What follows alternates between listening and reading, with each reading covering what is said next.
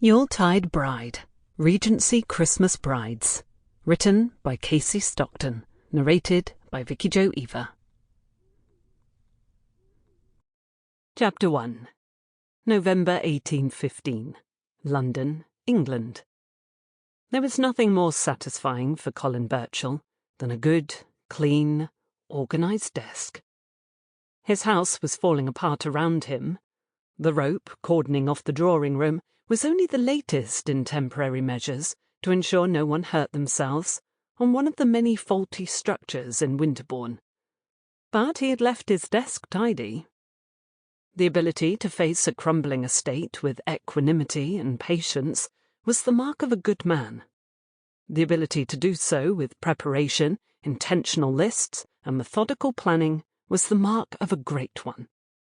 Colin strived for greatness. His estate was falling to ruin. His money was gone. His servants were abandoning him.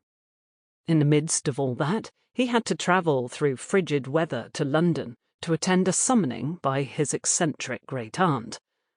None of his week had gone according to plan. Yet when Colin entered the stuffy office for his great-aunt Edith's solicitor, he was pleased to note the tidy desk with neatly arranged piles and no unnecessary knick-knacks strewn about. The lawyer was a man who could be taken seriously, unlike the woman he worked for. Mr. Davidson pushed his glasses up his thin nose and looked at Colin and each of his 3 cousins in turn. Colin suspiciously noted there were only 4 cousins in attendance, himself included, 1 from each family: Colin, Richard, Alden, and Rose. While Lady Edith was eccentric by anyone's standards, she tended to have methods for her madness.